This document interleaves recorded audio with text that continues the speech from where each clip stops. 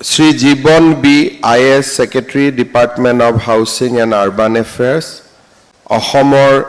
বিভিন্ন পৌৰসভা নিগম নিকায়ৰ পৰা অহা সভাপতি সভানেত্ৰী আৰু পাৰিষদসকল আৰু আজি নিযুক্তি পত্ৰ সংগ্ৰহ কৰিবলৈ অহা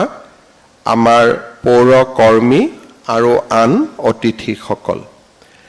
আজি এটা সকলোৰে বাবে আনন্দৰ দিন পৌৰ নিগম নিকায়সমূহত থকা কৰ্মচাৰীসকলৰ চাকৰি আজি ৰাজ্য চৰকাৰে প্ৰাদেশিকৰণ কৰিব মই সকলোকে অভিনন্দন জনাইছো আমাৰ ৰাজ্যত বহু দিনৰ পৰা পৌৰসভাৰ কৰ্মচাৰীসকলে তেখেতসকলৰ চাকৰি প্ৰাদেশিকৰণৰ বাবে চৰকাৰৰ লগত যোগাযোগ কৰি আছিল কিন্তু পৌৰ নিগম পৌৰসভা সমিতিসমূহ চৰকাৰৰ প্ৰত্যক্ষভাৱে অন্তৰ্গত নোহোৱা আৰু পৌৰ নিগম আৰু পঞ্চায়তক চৰকাৰী ব্যৱস্থাৰ তৃতীয় খলব বুলি গণ্য কৰাৰ বাবে আমাৰ মাজত সদায় এটা কথা আছিলে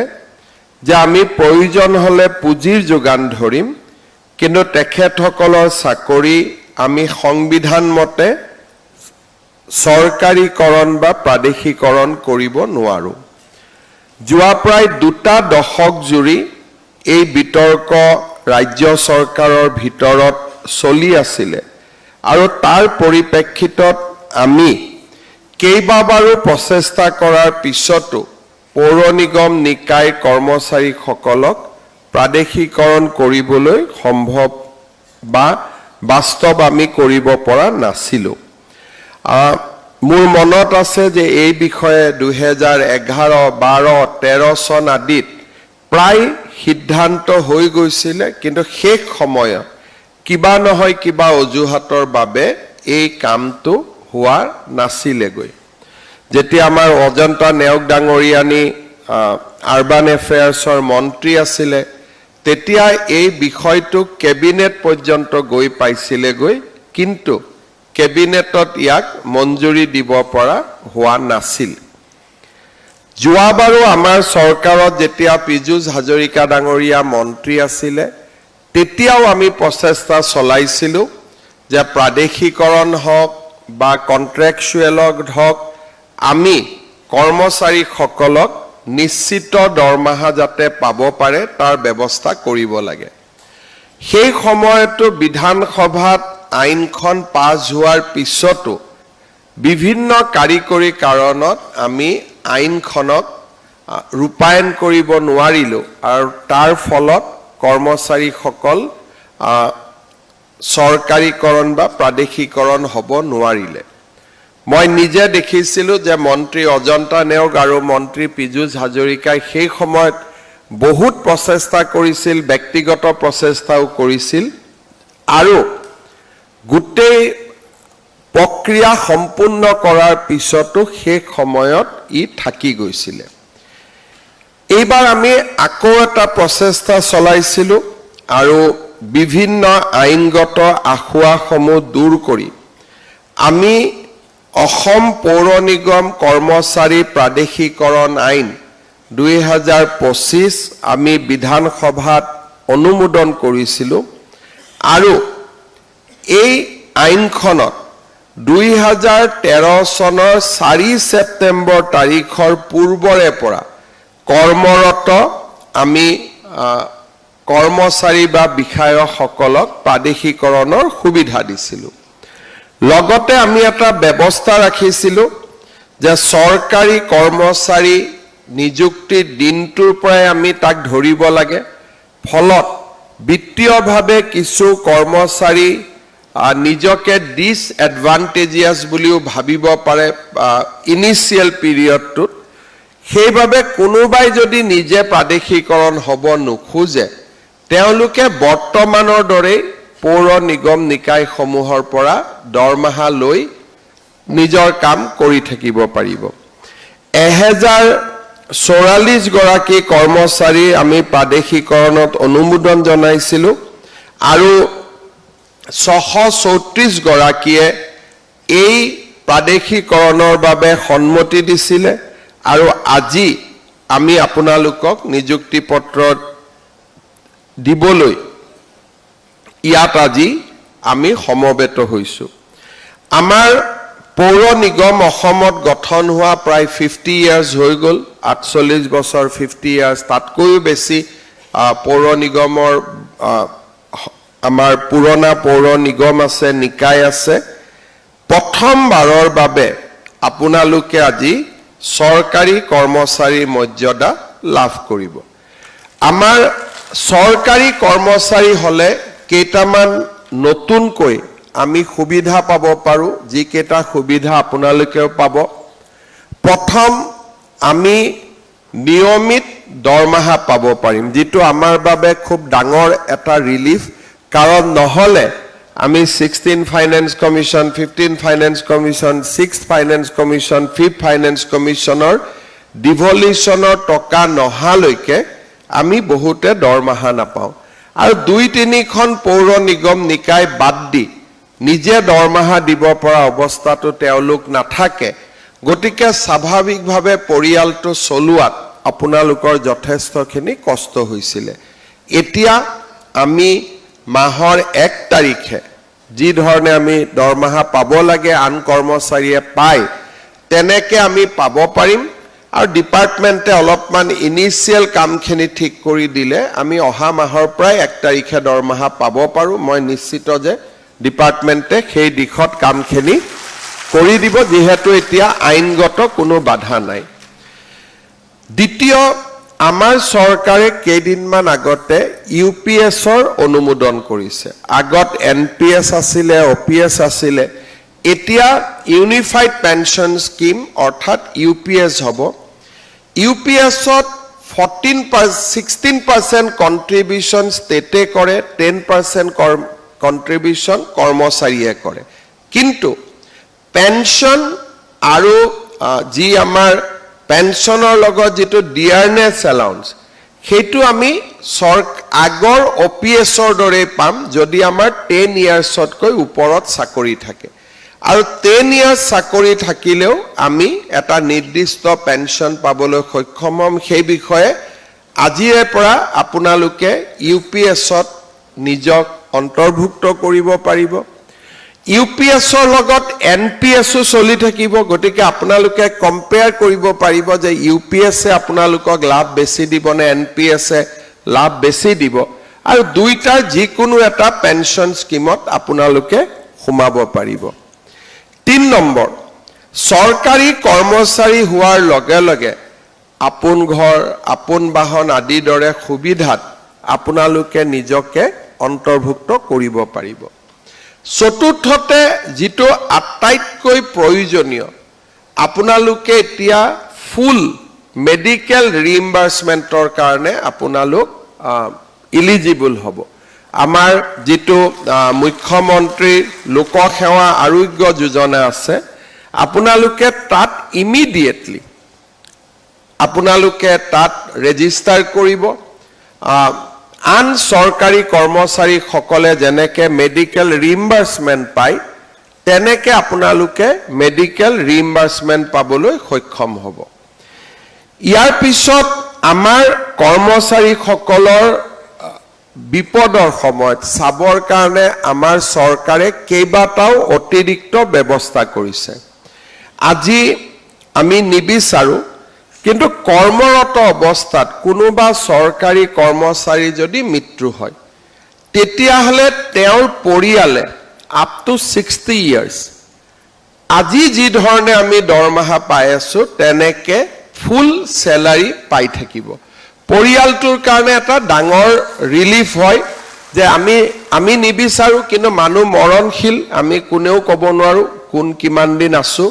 আমি তো বিচাৰো যে আমি দীৰ্ঘ আয়ুস লাভ কৰিব লাগে কিন্তু মানুহ মৰণশীল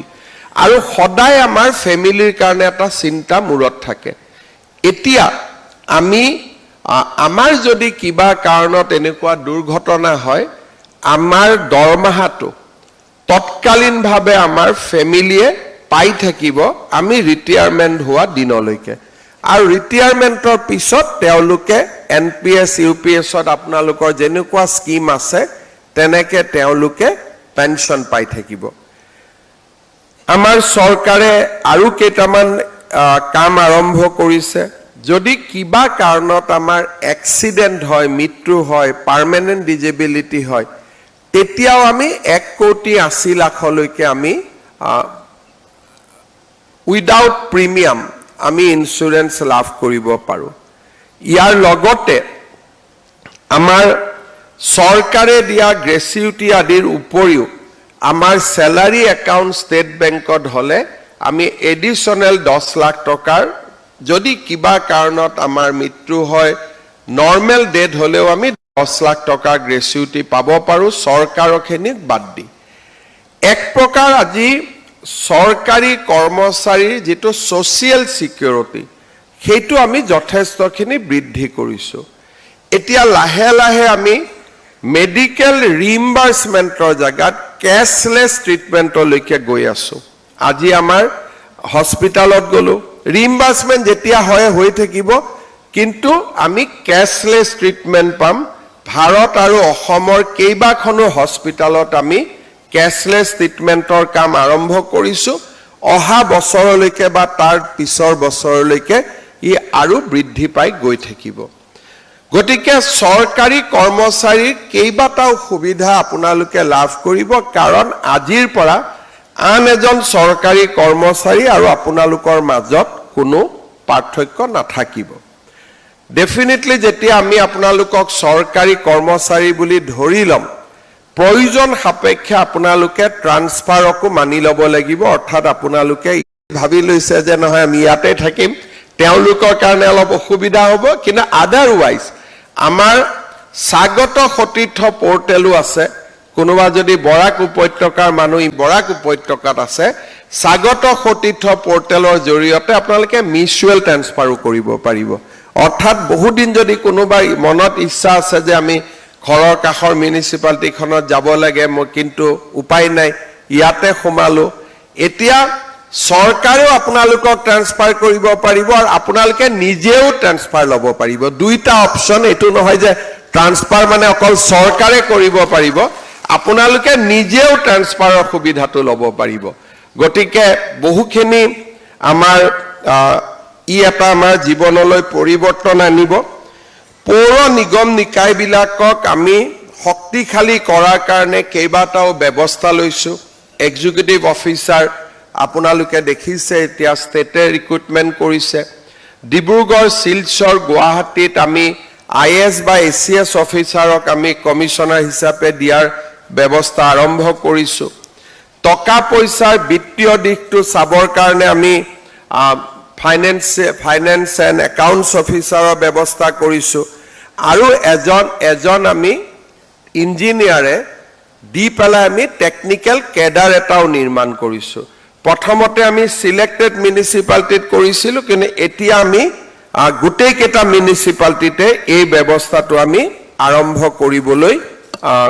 হাতত লৈছো আৰু অহা 6-7 দিনত কেইবাগৰাকীও এনেকে আমাৰ যেটো তিনিটা কেডাৰ তাতে আৰু নতুন বিষয় আমাৰ সংযোজিত হ'ব মই কেইটামান কথাৰে সামৰণি মাৰিম যেতিয়া এখন ৰাজ্যৰ প্ৰগতি হয় প্ৰগতিৰ প্ৰথম চিন্তামটো হৈছে নগৰ আৰবানাইজেশ্যন অৰ্থাৎ যেতিয়ালৈকে আমি আৰবানাইজেশ্যনক আমি দেখা নাপাম তেতিয়ালৈকে আমি বুজি পাম যে এই ষ্টেটখন প্ৰগ্ৰেছ হোৱা নাই অসমত গাঁও বেছি নগৰ কম কিন্তু মহাৰাষ্ট্ৰ গুজৰাটত নগৰ আৰু গাঁও একে নগৰ অলপ বেছি হ'ব পাৰে আমাৰ মহাৰাষ্ট্ৰত 50-50 আৰবান এণ্ড ৰুৰেল ডিভাইড অৰ্থাৎ পঞ্চায়তসমূহ দিনক দিনে কমি যাব আৰু আৰবানাইজেশ্যন বাঢ়ি যাব এইটো হৈছে হিউম্যান ইভলিউশন বা এখন সোসাইটিৰ ইভলিউশনৰ ই এটা নিয়ম আৰবান এৰিয়াত বেছিকৈ গুৱাহাটী এক্সপান্ড হৈ গৈ থাকিব ডিব্ৰুগড় এক্সপান্ড হৈ গৈ থাকিব আৰু বহুত ৰুৰেল চেণ্টাৰ সে বাইহাটা চাৰিআলি কলো এনেকুৱা ৰুৰেল চেণ্টাৰবিলাক লাহে লাহে আৰবানাইজ হৈ গৈ থাকিব কৰবাত এইমছ হ'ব কৰবাত মেডিকেল কলেজ হ'ব কৰবাত ইণ্ডাষ্ট্ৰি হ'ব আমাৰ আৰবানাইজেশ্যনৰ প্ৰচেছটো বাঢ়ি বাঢ়ি গৈ থাকিব আৰবানাইজেশ্যনে গ্ৰোথ বুজায় কিন্তু লগে লগে সমস্যাও আহে যেতিয়া এখন সিটি আৰবানাইজ হয় বা এটা অঞ্চল আৰবানাইজ হয় তাত নেচাৰেল যিবিলাক ৱেটলেণ্ড সেইবিলাক নোহোৱা হৈ যায় কাৰণ মানুহৰ তাত মানুহে ঘৰ মাটি বনাব আৰম্ভ কৰে ডাঙৰ ডাঙৰ বিল্ডিং হ'ব যদি আগত ফায়াৰ ব্ৰিগেডৰ জৰুৰী নাছিল ফায়াৰ ব্ৰিগেড প্ৰয়োজনীয় হৈ যাব ইলেক্ট্ৰিচিটি বেছিকৈ কনজিউম কৰিব লাগিব বেছিকৈ ইলেক্ট্ৰিচিটি দিব লাগিব লগত আমাৰ যিটো ক্লিনিং পৰিষ্কাৰ পৰিচ্ছন্নতা ৰোড ড্ৰেনেজ এই কামবিলাক আমাৰ দায়িত্ববিলাক বাঢ়ি বাঢ়ি গৈ থাকিব আমাৰ অসমত আৰবানাইজেশ্যনৰ এটা ধাৰা লাষ্ট 5-6 ইয়াৰ্ছত আৰম্ভ হৈছে কেইবাখনো নতুন মিউনিচিপালিটি হৈছে বা আমাৰ পৌৰ নিগম নিকায় হৈছে এসময়ত মানুহক পৌৰ নিগম নিকায় কৰিম বুলি ক'লে মানুহে বেয়া পাইছিলে মানুহে ভাবিছিলে মই আইএওআইৰ ঘৰ নাপাম পিএমওআইৰ ঘৰ নাপাম গাঁৱৰ সুবিধা নাপাম কিন্তু এতিয়া মানুহে নিজে আহি আবেদন কৰে যে আমাক পৌৰসভা ঘোষণা কৰক তাৰ মানে মানুহে এতিয়া নিজকে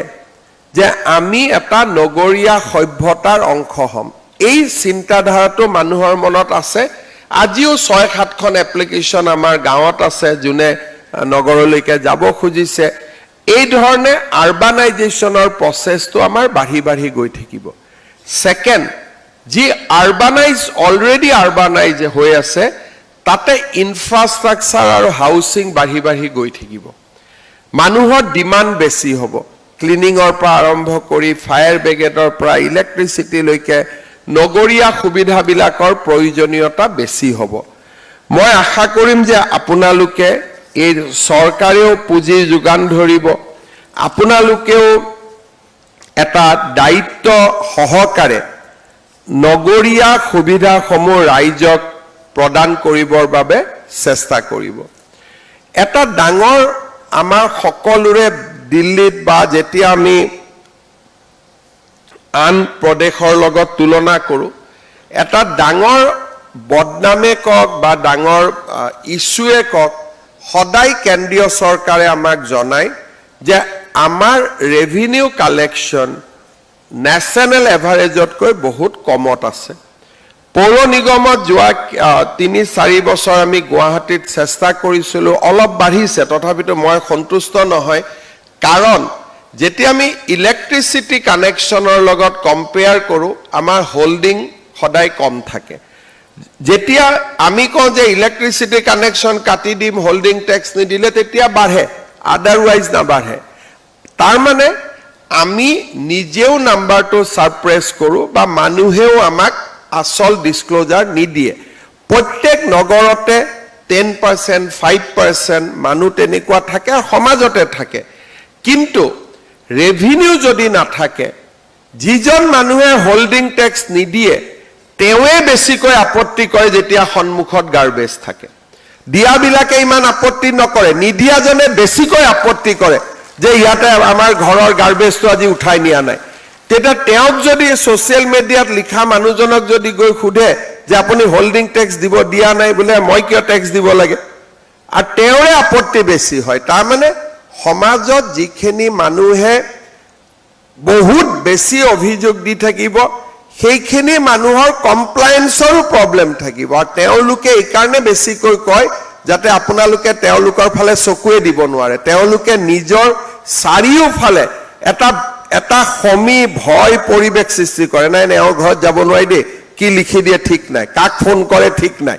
গতিকে আমি তেনেকুৱা মানুহক আইনৰ পৰা দূৰত বুলি মনতে ভাবি লওঁ আৰু তেওঁলোকৰ ওচৰত আমি নাযাওঁ সহজ সৰল মানুহখিনিয়ে আমাক টেক্সো দিয়ে সব দিয়ে ইলেক্ট্ৰিচিটিত দেখিব যে আটাইতকৈ ডাঙৰ উদ্যোগপতিজনে মিটাৰটোত সেবোটেজ কৰে কিন্তু যাৰ অকণমান এটা ইউনিট দুটা ইউনিট 10টা ইউনিট ব্যৱহাৰ কৰে তেওঁ কেতিয়াও চুৰি নকৰে কিয় নকৰে তেওঁ জানে মই 50 টকা দিম চুৰি কৰিব গলে মোৰ কি লাভ হ'ব বা মোৰ তেনেকুৱা মানসিকতাও নাই মই সহজ সৰল কিন্তু যোনে 5 লাখ দিব লাগে তেওঁ সদায় চেষ্টা কৰে যে বিলটো কমাই কেনেকে 3 লাখ কৰিব পাৰো সহজ সৰল বা দৰিদ্ৰ নিম্ন মধ্যবিত্ত মানুহবিলাকে আইন মানি চলে আৰু যিসকল আমাৰ অসমত পুঁজিপতি নাই কিন্তু যিসকল সোশিয়েল লেয়াৰৰ ওপৰত থাকে তেওঁলোকে সদায় চেষ্টা কৰে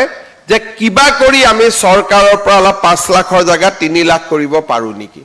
এতিয়া সমস্যা হয় মাজৰ 2 লাখটো কোনে দিব 5 লাখৰ জায়গাত মই 3 লাখ দিলো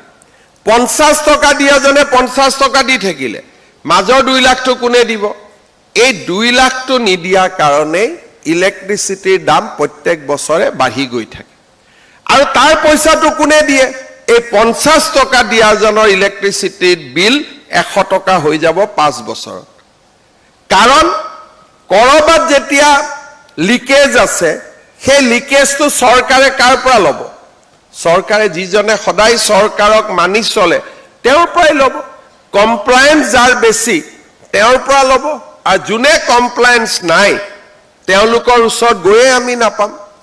সেই কাৰণে আপোনালোকে আমাৰ পৌৰসভা নিগম নিকায়ৰ ভিতৰত ৰেভিনিউ অগমেন্টেশন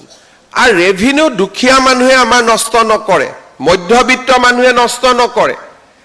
যিসকলে সমাজৰ বিভিন্ন ওপৰ লেয়াৰত বাস কৰি থাকে দে knows how to temper also তা সিস্টেম কেনেকে টেম্পাৰ কৰিব লাগে ইখন কাগজ ইখন কাগজ কোৰ্ট কাছাৰী ঘূৰাই থাকিব দুখীয়া মানুহজনে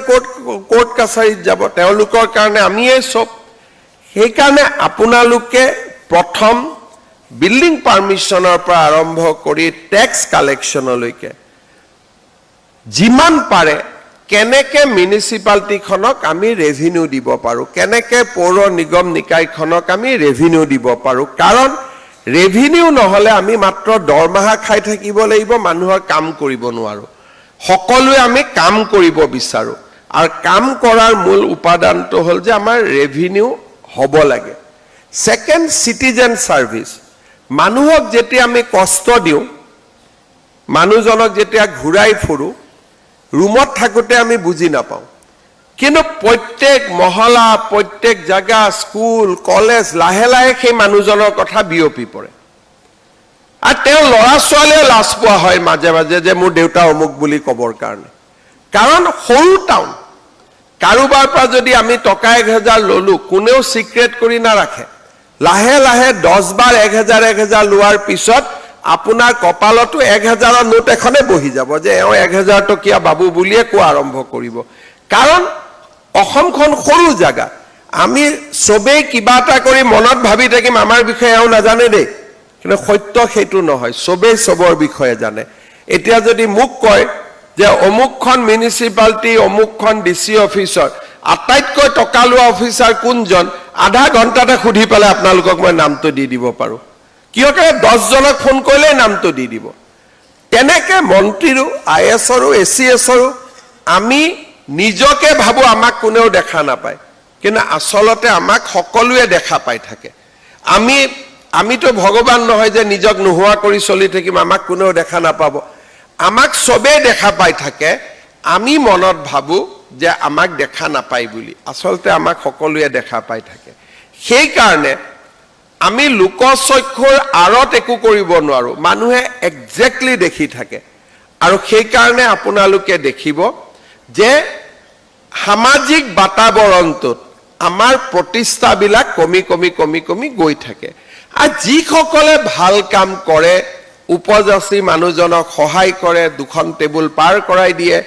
মানুহে মানুহক সন্মান কৰে তেনেকুৱা মানুহক ভাল পায় মই আশা কৰিম যে এটা কৰ্ম সংস্কৃতিৰ ভাল পৰিবেশ এটা আমাৰ পৌৰ নিগম নিকায়সমূহত আপোনালোকে সৃষ্টি কৰিব আৰু মই ভাবো যে দুই এজনে আগতে কৈছিল আমি দৰমহাই নাপাওঁ কিবা এটা বাহিৰা পইচা নাপালে কেনেকৈ চলিম তেনেকুৱাও দুই এজনে যুক্তি দিয়ে কিন্তু আজিৰ পৰা আৰু সেইটো কোৱাৰো প্ৰয়োজন নাই গতিকে আমি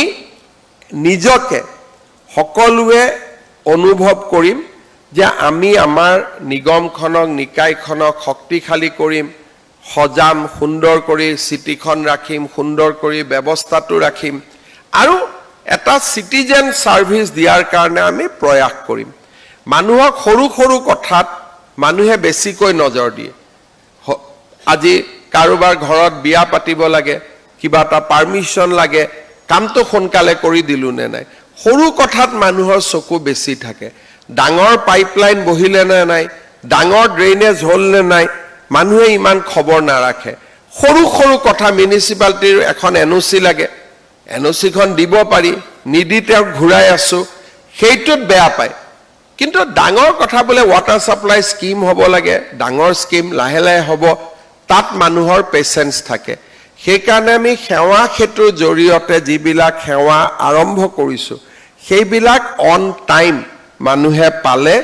মানুহে যথেষ্ট ভাল পাব। ইনফেক্ট বহুত জায়গাতো আজিকালি এনঅচি বিলাক উঠাই দিছে, সেলফ ডিক্লেৰেশ্যন। তেওঁলোকে ক'ব লাগে যে এইটো কাম মই আইনৰ মতে কৰিছো, এনঅচি আনাৰে দৰকাৰ নাই। লাহে লাহে অসমো তেনেকুৱা ৰাস্তাত যাব। যোৱাকালি আমি এটা কেবিনেটত সিদ্ধান্ত লৈছো যে কোনোবাই যদি ক্ষুদ্ৰ উদ্যোগ স্থাপন কৰিব খোজে, তেতিয়াহ'লে তেওঁ খালি চৰকাৰক ল্যান্ড ট্ৰান্সফাৰৰ পইচাটো জমা দিলে হৈ গ'ল। তেওঁ ডিসি অফিসত আৰু ল্যান্ড ট্ৰান্সফাৰ যেটো আমাৰ ক্লাসিফিকেশন ট্ৰান্সফাৰ কৰিব যাব লাগে, যোৱাৰ প্ৰয়োজন নাই। মাত্ৰ টকাটো জমা দি দিলে ইট উইল বি এ ডিম ট্ৰান্সফাৰ অফ ল্যান্ড। লাহে লাহে আমিও অসমত সেলফ সাৰ্টিফিকেশনৰ ফালে যাব লাগিব। কোনোবাই ৰাস্তাটোৰ ওপৰত বিয়া পাতিব খুজিছে, আগতে ট্ৰেফিক পুলিচৰ তাত গৈছিল, এটা দিন আহিব তেওঁ মাত্ৰ ট্ৰেফিক পুলিচক ফিজটো দি দিব আৰু তেওঁ নিয়ম নীতিখিনি নিজে পালন কৰিব, এনঅচি আনিব যাব নালাগে, ট্ৰেফিকে নিজে আহি তেওঁ তাতে ডিউটি দিব। দুৰ্গা পূজা এখন পাতিব খুজিছে, অনুমতি ল'ব নালাগে, তেওঁ মাত্ৰ দুৰ্গা পূজাৰ ফিজটো দি দিব, যাতে অফিসে গম পায় দুৰ্গা পূজা হ'ব। পুলিচে নিজে গৈ তাত ডিউটি দিব লাগিব, পৌৰ নিগমৰ কৰ্মচাৰীয়ে নিজে গৈ সাফাই কৰিব লাগিব, এনঅচি লোৱাৰ প্ৰয়োজন নহ'ব। অৰ্থাৎ লাহে লাহে ভাৰতৰ ব্যৱস্থাটো এনঅচিৰ পৰা সেলফ সাৰ্টিফিকেশনলৈকে গৈ আছে। আৰু ডাঙৰ ডাঙৰ কাম আজিকালি সেলফ সাৰ্টিফিকেশনত হয়। আমিও যাব লাগিব এটা সময়ত। মই পুনৰবাৰ আপোনালোকক সেৱাৰ মনোভাৱেৰে কাম কৰাৰ কাৰণে আহ্বান জনাম। আৰু যি সমস্যা, যেহেতু আপোনালোকৰ জীৱনত আজিৰ পৰা এটা পৰিৱৰ্তন হ'ব, ইনিচিয়েল এমাহ দুমাহত এনপিএছ একাউণ্ট বনোৱা, ইউপিএছ বনোৱা, ট্ৰেজাৰী নম্বৰ লোৱা, মুখ্যমন্ত্ৰী লোকসেৱা আৰোগ্য যোজনাৰ নাম ভৰ্তি কৰোৱা, এমাহ দুমাহ ইনিচিয়েল অসুবিধা কিছু থাকিব। কিন্তু মই ভাবোঁ ডিপাৰ্টমেণ্টে এইখিনি আপোনালোকক স্মুথ কৰি দিব, যাতে আপোনালোকে পৰিৱৰ্তনটো সহজ হয়, সিস্টেমেটিক হয়, অসুবিধা নোহোৱাকৈ হয়। আৰু আপোনালোকেও নিশ্চিতভাৱে সেৱাৰ মনোভাৱেৰে কাম কৰিব। এই দুআষাৰ কৈ পুনৰ আপোনালোকক মোৰ অভিনন্দন আৰু অজস্ৰ শুভকামনা জনাই মই মোৰ বক্তব্যৰ সামৰণি মাৰিছো। ধন্যবাদ।